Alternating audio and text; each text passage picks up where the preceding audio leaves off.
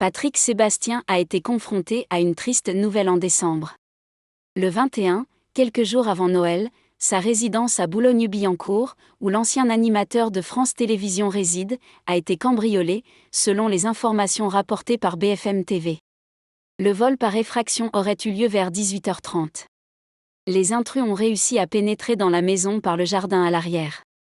Suite à ce cambriolage, une enquête préliminaire a été ouverte par le parquet de Nanterre.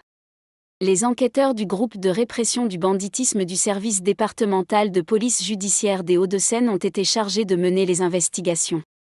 Il s'agit malheureusement du deuxième cambriolage dont Patrick Sébastien est victime, sa maison ayant déjà été visitée en août 2019.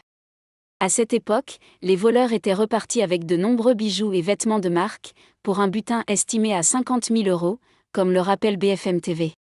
Les premiers éléments de l'enquête ont été révélés. Bien que l'enquête soit en cours, les enquêteurs ont déjà établi qu'il n'y avait aucun lien avec Karim Z, le présumé commanditaire des cambriolages survenus chez Cyril Gann, champion de MMA dans le Val-de-Marne, et de l'agression violente subie par Bruno Guillon et sa famille dans les Yvelines en septembre. Actuellement, de nombreuses célébrités, de tous les horizons, sont la cible de malfaiteurs qui n'hésitent pas à s'introduire chez elles, parfois en recourant à la violence. Sylvie Tellier et Vita en ont également été victimes. Vita avait d'ailleurs pris la parole sur Instagram après qu'un groupe d'hommes se soit introduit chez elle alors qu'elle était présente avec son mari et ses enfants.